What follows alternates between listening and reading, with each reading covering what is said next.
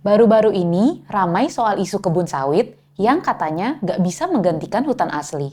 Tapi kalau orang awam mungkin berpikir, kan sawit itu pohon-pohon juga. Kenapa dianggap buruk ya? Kenapa dianggap berbeda dengan hutan? Mau tahu? Mau paham? Sini, tak kasih paham.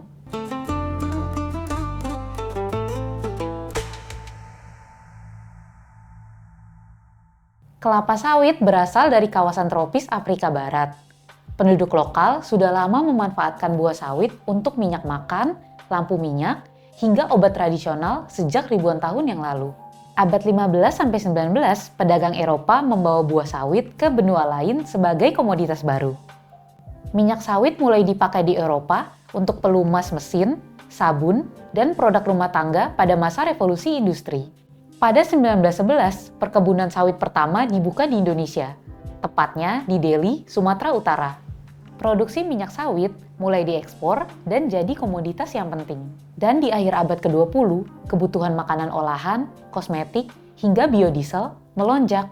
Sawit jadi favorit karena hasil minyaknya tertinggi per hektar dibandingkan kedelai, rapeseed, ataupun bunga matahari. Harga juga lebih kompetitif dan tahan pada iklim tropis dan produktif sepanjang tahun.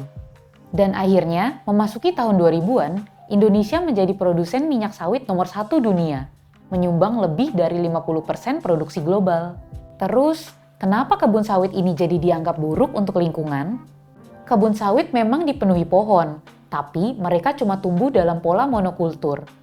Jadi maksudnya adalah cuma satu jenis tanaman, yaitu sawit. Tak ada keanekaragaman tumbuhan seperti di hutan tropis asli.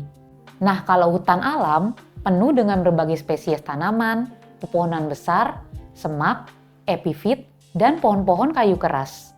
Semuanya jadi struktur kompleks yang menjadi rumah bagi banyak flora dan fauna.